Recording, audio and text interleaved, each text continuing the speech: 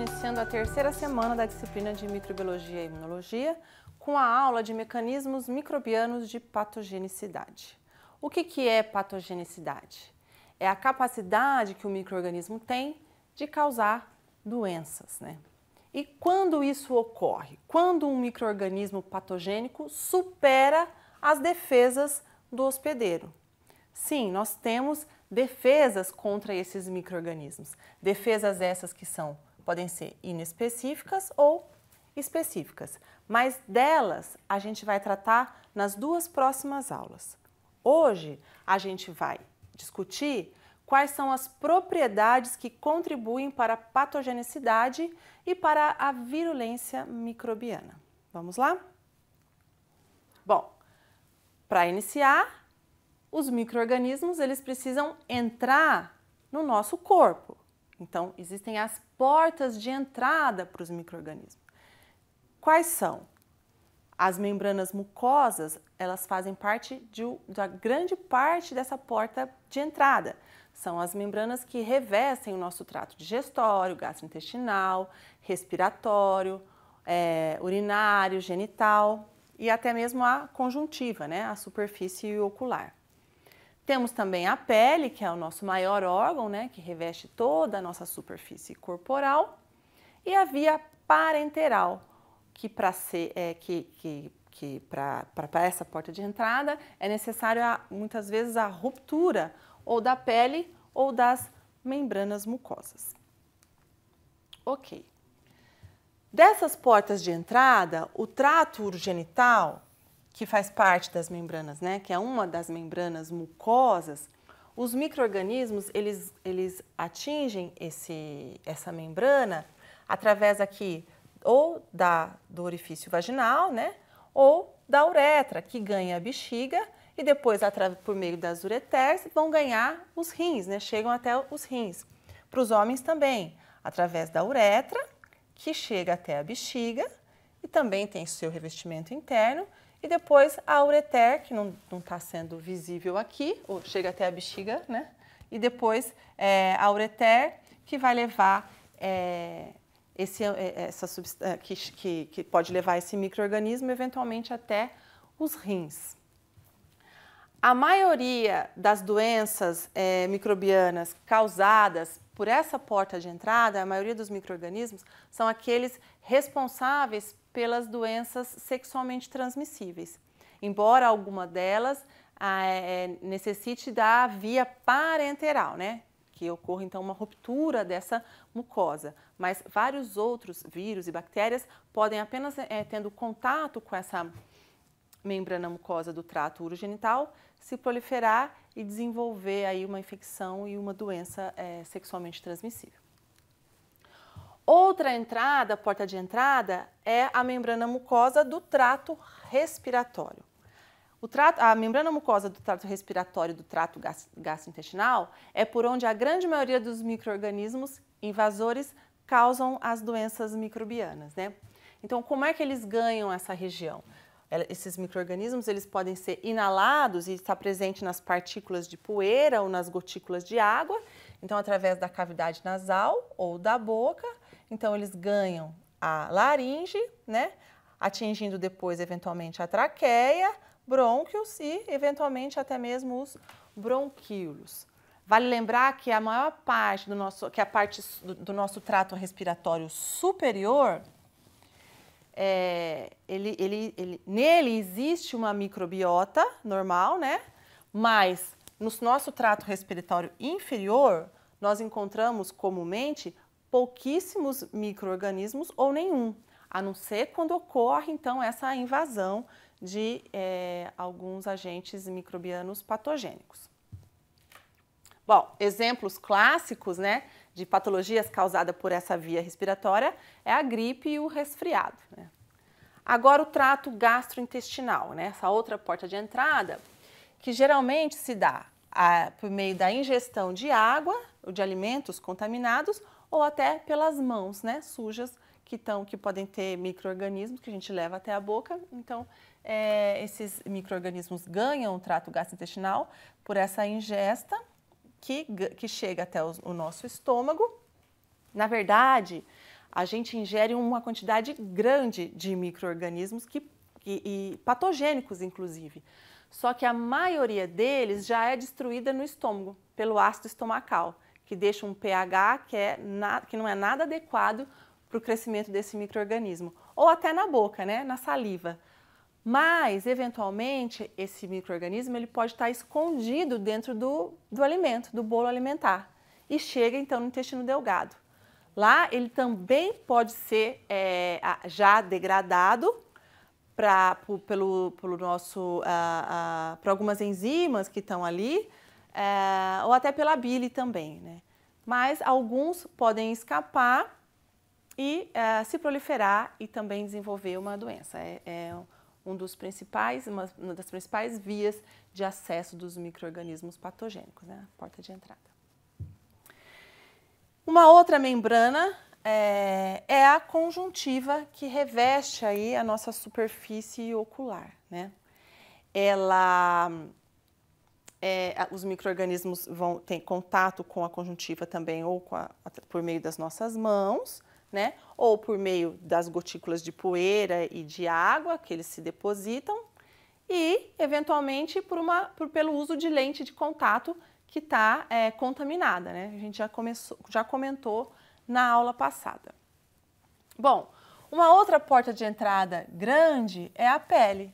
É o nosso maior órgão, reveste toda a nossa superfície corporal e ela pode tanto ser invadida por um micro-organismo como patogênico, né? Ou como esse micro-organismo pode se proliferar na superfície da pele mesmo. Exemplos muito comuns são as bactérias que se proliferam dentro dos poros, formando as tão indesejadas acnes, né? São infecções bacterianas. Nós também temos as micoses, né? A pele, ela é uma região onde o pH é um pouco mais ácido, mas a umidade de algumas regiões pode propiciar o crescimento desses micro-organismos. Tanto é que regiões mais úmidas são mais predispostas a desenvolver micoses, ou no inverno, onde essas regiões ficam mais abafadas e ficam a umidade fica maior, a chance de proliferação dos micro-organismos patogênicos é maior também. E por fim, a via parenteral, que é a entrada mesmo do micro-organismo no nosso corpo, e para isso, né, é preciso que haja ou uma perfuração por seringas, né, por injeções intramusculares, intravenosas, qualquer tipo de perfuração ao nosso organismo, por lacerações, machucados, né, rupturas da pele, por mordidas. Aqui é um prato cheio, porque além de ter a ruptura, tem um ambiente, né, a boca do cachorro, extremamente rica em micro-organismos patogênicos. Dificilmente, após uma mordida, você não vai desenvolver uma infecção local, né? E pela picada de insetos, né, que são grandes transmissores aí de alguns agentes patogênicos, principalmente virais, não é? Bom, quando os micro-organismos, então, entram pelas portas de entrada, desenvolve-se uma doença? Ficamos doentes? Não necessariamente. Isso ainda depende de alguns fatores. Por exemplo, se a porta de entrada usada foi a preferencial, né? Então, pode ser que o micro-organismo ingerido não cause nada, mas colocado na conjuntiva ocular, ele é capaz de desenvolver uma infecção. Número de micro-organismos invasores. Então, tem que ter um número razoável, necessário para que ele consiga se proliferar, né? Para que essa população microbiana consiga se proliferar. E a aderência, a capacidade de se aderir a essa porta de entrada, né? Ou a essa mucosa, ou alguma região do nosso corpo, quando ele entra pela via parenteral. Bom, aí sim, respeitando esses fatores, pode dar o início da patogênese microbiana, do desenvolvimento, né, de uma doença. Quais são as etapas dessa patogênese microbiana? Bom, primeiro a gente já falou, tem que ocorrer a exposição aos patógenos, né, que vão se aderir à pele ou às mucosas, né, que podem, então, invadir esse tecido e depois se proliferar. Essa proliferação, esse crescimento, causa a produção de alguns fatores de virulência e de toxinas. Essas toxinas podem ter efeitos locais, né, ou sistêmicos, podem cair na circulação e causar um efeito patogênico sistêmico. Isso, ou então a invasividade, ou seja, um crescimento adicional no sítio original e em sítios distantes. Então, tudo isso acaba se reverberando, porque essa invasividade faz com que aumente a exposição aos patógenos, favorecendo, né, a patogênese microbiana. Muito bem. Vamos esclarecer um pouquinho mais alguns termos que a gente tem usado bastante e alguns outros que a gente ainda vai usar. Então, patogenicidade, eu já comentei com vocês, que é a capacidade de um micro-organismo em causar a doença. A virulência é o quanto ele consegue fazer isso, é a medida dessa patogenicidade, ela pode ser graduada, né? A infecção é o crescimento do micro-organismo que não estão normalmente presentes no hospedeiro. E a doença, que é um dano ou uma lesão tecidual que prejudica as funções do hospedeiro. Mas eu quero ressaltar para vocês que infecção e doença, como vocês já viram aqui pela denominação, não são a mesma coisa e não necessariamente estão presentes concomitantemente. A gente pode sim ter uma infecção de um patógeno que não é comum ao nosso corpo e ele não causa nenhum dano tecidual, nenhum prejuízo. E o inverso também é verdadeiro. A gente pode desenvolver alguma doença, a gente pode ter um dano tecidual, alguma lesão, algum prejuízo pelo crescimento de algum micro-organismo que não é patogênico, por exemplo, algum micro-organismo da nossa microbiota que tem um crescimento exacerbado e esse crescimento exacerbado promove o desenvolvimento de alguma doença. Bom, falando ainda desses componentes da patogenicidade, desse processo, a gente falou que a aderência é o início desse mecanismo de patogenicidade, né? Depois que ele foi exposto e teve a invasão pela porta de entrada, a entrada, né? Pela porta preferencial. Bom, a aderência se dá por meio da ligação do receptor, que está na célula, na superfície da célula do hospedeiro, a um ligante que se chama adesina, que está também na superfície da célula, no caso aqui, bacteriana, né? Então, essa ligação entre a adesina e o receptor das células do hospedeiro é que proporcionam a aderência desse micro-organismo a um tecido do nosso corpo, né? E a gente tem um exemplo disso aqui, que são as bactérias E. coli na superfície, aderidas na superfície da bexiga urinária de seres humanos. A invasão. Como os patógenos bacterianos ultrapassam as defesas do hospedeiro? Já comentei com vocês que nós temos defesas, mas como é que eles ultrapassam essas defesas? Quais são os fatores que contribuem para isso, né? Bom, nós temos a presença da cápsula bacteriana e a cápsula bacteriana ela pode impedir ou dificultar a fagocitose. Nós temos células no nosso organismo, os fagócitos, que podem, um mecanismo de defesa é englobar o micro-organismo patogênico. Mas alguns possuem cápsulas que podem impedir ou dificultar a fagocitose. Um exemplo aqui, a gente tem o Streptococcus pneumoniae, que é o causador da pneumonia pneumocócica. E aqui o Haemophilus influenza, que é o causador da pneumonia e da meningite em crianças, né? Vocês podem visualizar aqui a cápsula bacteriana ao redor, aqui em rosa claro, que são responsáveis por dificultar ou impedir essa fagocitose. E na parede celular, nós temos a presença da proteína M, que impede a fagocitose e também ela torna o micro-organismo resistente ao calor e à acidez. Então, ela ajuda esse micro-organismo a driblar alguma condição que eventualmente fosse desfavorável para a presença dele e o crescimento dele no nosso corpo.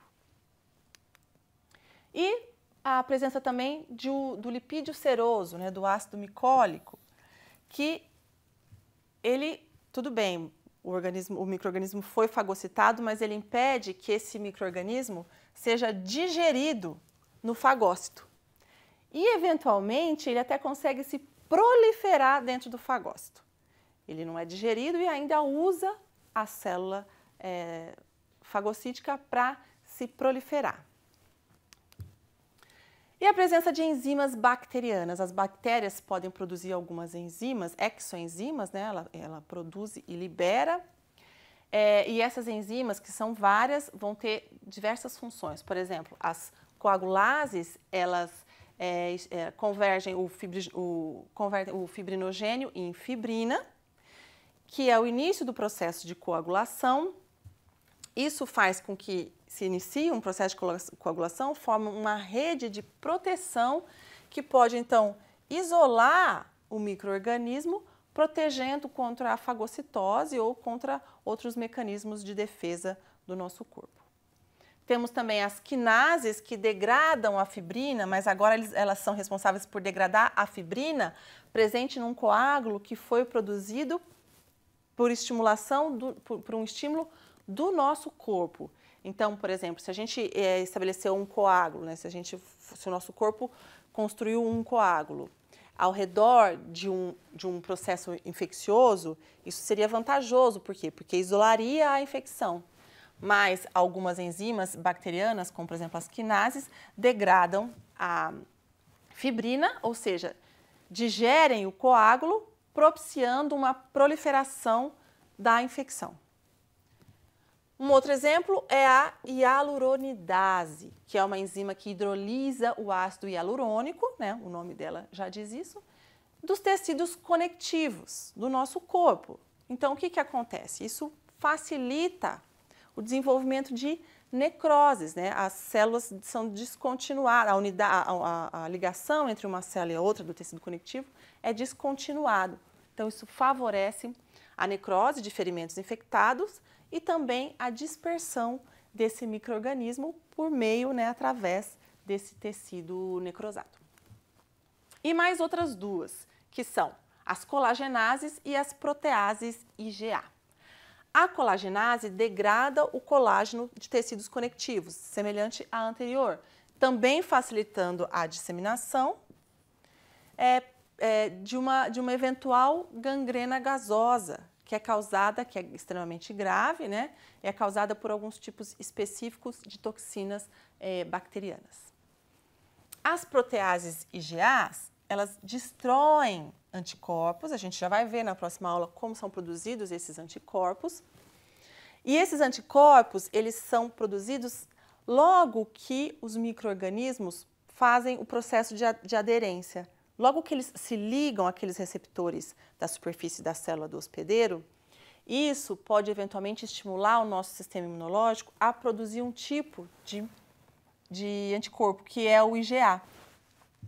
Só que essa mesma bactéria que se aderiu e promoveu a produção desse anticorpo, ela destrói os IgAs pela produção e liberação das proteases.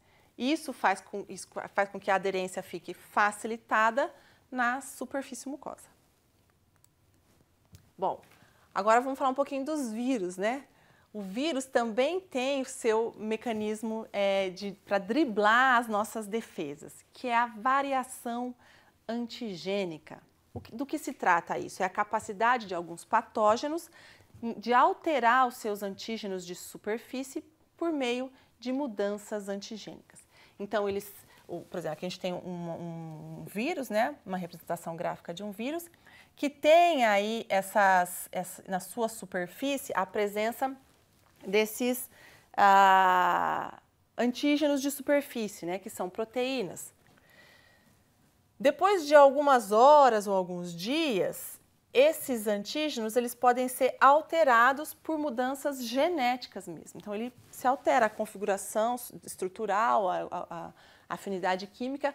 Isso faz com que o nosso sistema imunológico não o reconheça mais, né? Então, dificulta muito tanto as nossas defesas imunológicas como o uso de agentes externos, né? De antivirais, por exemplo, ou da produção até mesmo de vacinas, porque a cada momento esse micro-organismo está diferente para os olhos do sistema imunológico e de eventuais mecanismos externos de defesa para o nosso corpo. Bom, e quais são os mecanismos de danos ao hospedeiro? Como é que é essa invasão, então, depois de ocorrida, driblou algumas dessas defesas, o que ele pode causar no nosso corpo? Como que ele pode causar danos ao hospedeiro, né? Causando as doenças. Um exemplo é utilizando os nutrientes do hospedeiro. Quem faz isso muito bem são os sideróforos, que são proteínas produzidas por algumas bactérias, e essas proteínas têm uma alta afinidade ao ferro. Eu já comentei com vocês que o ferro apesar de em pequenas quantidades, ele é extremamente importante, ele é vital para o nosso organismo. Mas algumas bactérias também utilizam ferro para sua proliferação. Elas podem sintetizar e liberar esses sideróforos que caem na circulação e eles têm uma afinidade extrema ao ferro. Então, eles capturam o ferro que, na maioria das vezes, já tá ligado às proteínas transportadoras, às nossas proteínas transportadoras. Então, como a afinidade dele é maior, ele captura o ferro dessas proteínas, retorna às bactérias e eles têm um receptor que se liga a uma estrutura da superfície da bactéria e depois ele transporta esse ferro para o citoplasma bacteriano. Uma outra forma de dano ao hospedeiro é causando um dano direto, né, ou bem próximo à região da invasão, porque muitas vezes esse micro-organismo ele se prolifera. Depois da sua proliferação, no meio intracelular da célula, né? Os vírus e as bactérias muitas vezes invadem a célula, os vírus necessariamente fazem isso e se proliferam. E muitas vezes a liberação desses micro-organismos causa a lise dessa célula, né? Então ocorre a morte celular da região, de algumas células da região infectada, induzindo reações de hipersensibilidade. Aqui são essas reações de hipersensibilidade fazem parte das alergias, que a gente vai tratar na aula das defesas específicas, né, do sistema, onde a gente vai discutir um pouquinho, conhecer melhor o nosso sistema imunológico. Ou então produzindo toxinas que são transportadas pelo sangue e pela linfa e danificam sítios distantes ou locais, ou próximos, né, ao local da invasão. Na verdade, esse é o principal mecanismo de dano ao hospedeiro, né? Vamos olhar rapidamente algumas características dessas toxinas. Nós temos dois tipos de toxinas bacterianas, são as exotoxinas e as endotoxinas.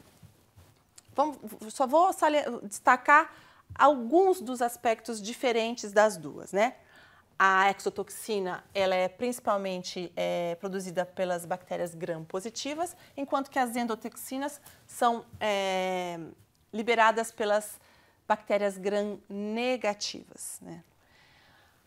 A exotoxina é um produto metabólico das células em crescimento, então as células estão se proliferando, junto com isso elas sintetizam essas exotoxinas e liberam no meio onde elas se encontram. Enquanto que as endotoxinas, elas estão presentes na parede celular das bactérias.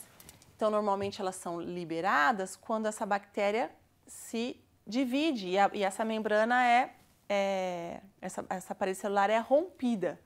Ou até mesmo quando a célula bacteriana morre. Por exemplo, quando você, com o uso de antibióticos ou com a entrada das nossas defesas orgânicas mesmo, se elas levam à morte bacteriana, geralmente, se elas possuem essas endotoxinas, ocorre essa liberação nesse momento, né? Qual que é o efeito no organismo? As exotoxinas têm um efeito específico, né, em uma estrutura ou em uma função. Então, cada exotoxina vai ter o seu efeito específico em uma região determinada, estabelecida. Já as endotoxinas, elas promovem efeitos gerais, como, por exemplo, febre, fraqueza, dores no corpo, né? São mais generalizados. A toxicidade, né, a habilidade de causar doença, as exotoxinas ela é extremamente alta, a endotoxina é baixa. A endotoxina gera febre, né, é uma reação sistêmica, a gente acabou de ver. A exotoxina não. A imunologia, os aspectos de diferenças, né, imunológicos, a gente vai tratar também na aula que vem. Exotoxina, a dose letal é extremamente pequena, pode ser muito pequena. E as endotoxinas é muito maior, consideravelmente maior. E algumas doenças, né, que representativas que são causadas pela exotoxina são doenças sérias, por exemplo, gangrena gasosa, tétano, botulismo, difteria e febre escarlatina. Muitas delas levam à morte. Enquanto que nas endotoxinas nós temos febre tifoide e algumas mais comuns, como infecção do trato urinário e a meningite meningocócica. Aqui a gente tem um exemplo, um esquema do mecanismo proposto para a resposta pirogênica às endotoxinas, ou seja, como é que essas endotoxinas podem promover a febre, né? Bom, um macrófago ingerindo a bactéria que tem que produz essa endotoxina, no momento em que essa bactéria ela é degradada, né, no vacúolo, eles liberam essas endotoxinas que estão na parede da bactéria. Essas endotoxinas promovem a produção de citocinas por essa célula, que ganham a corrente sanguínea, chegam lá no hipotálamo, no nosso cérebro, né, no sistema nervoso central, onde se encontra um centro regulador da nossa temperatura, né, o nosso termostato, vamos dizer assim. E lá, essa citocina estimula a produção de prostaglandina e a prostaglandina altera o valor da temperatura adequada do nosso corpo no nosso termostato, no hipotálamo. E aí, então, o nosso organismo todo começa a trabalhar para elevar a nossa temperatura, que foi reajustada no nosso hipotálamo, a nossa temperatura ideal, né? Que foi reajustada no nosso hipotálamo pela produção da prostaglandina. E agora eu vou dar um exemplo para vocês da ação da toxina botulínica, né? Da exotoxina, que causa o botulismo, uma doença que muitas vezes é fatal, né? Como é que ocorre? Essa bactéria, ela está comumente presente aí na terra, nos alimentos, nas fezes de alguns animais, mas ela é uma bactéria anaeróbica, então ela se prolifera em um ambiente que não tenha oxigênio. Por isso que ela pode ser encontrada em alimentos enlatados, onde não tem a presença de oxigênio, e ela consegue então se proliferar, produzindo essas exotoxinas e liberando.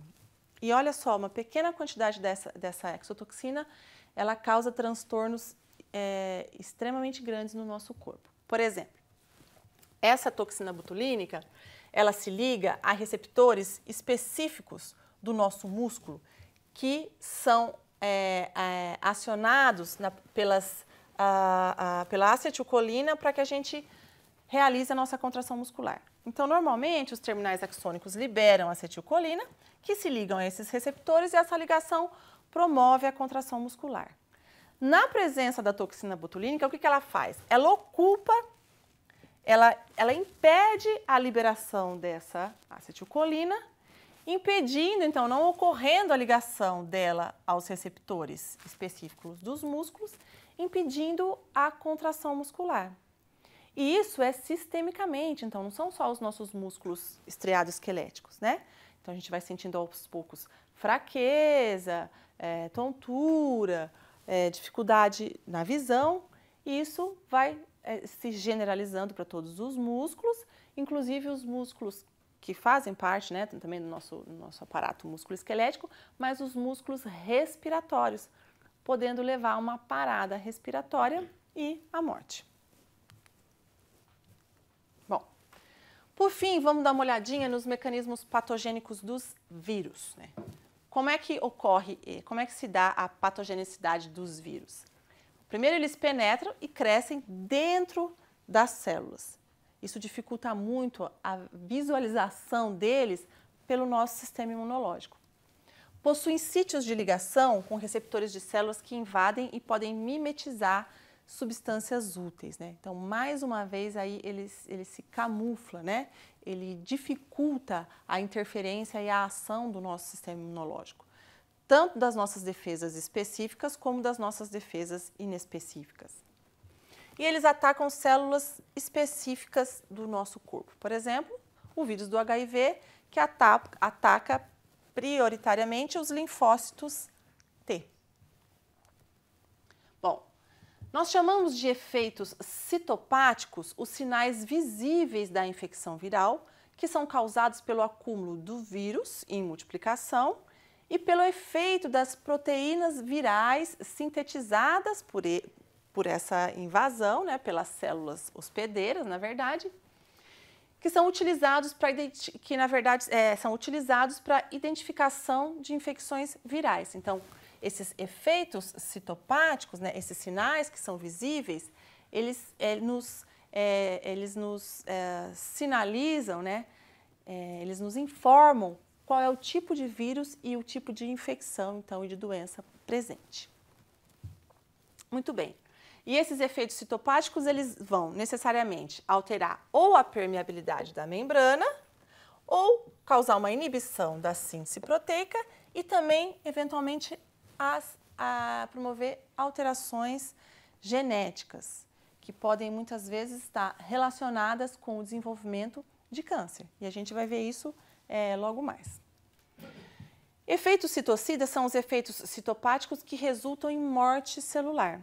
E os efeitos não citocidas são os efeitos citopáticos que resultam apenas em lesão celular e não em morte celular. Bom, de maneira geral, nesse esquema a gente consegue ver um resumo da nossa aula de hoje. Então, esses mecanismos microbianos de patogenicidade dependem da porta de entrada, que deve ser a preferencial para que ele ocorra, do número de micro-organismos invasores e da capacidade de aderência desse micro-organismo. Depois, então, eles realizam a penetração, né, que depende da evasão, né, de driblar, de ultrapassar as defesas do hospedeiro, e eles conseguem fazer isso, né, eles conseguem evadir as nossas defesas por meio dos seus componentes da cápsula, da parede celular, da presença, né, da produção e liberação de algumas enzimas, de proteínas como os sideróforos, da variação antigênica, né, que eles se camuflam, e de algumas alterações também no citoesqueleto dessa célula hospedeira. Bom, feito tudo isso, evadindo as nossas defesas, eles vão lesar e danificar os nossos tecidos pode ser de forma direta, pode ser por meio de toxinas, pode ser que são ou exotoxinas ou endotoxinas, ou também por conversão lisogênica, ou seja, por alteração do nosso componente genético. E por fim, esses micro-organismos, eles saem do nosso corpo, né, pelas portas de saída, que normalmente são as mesmas portas de entrada. Tudo bem? Aqui a gente finaliza com esse panorama geral essa aula e a gente se encontra na próxima aula. Obrigada!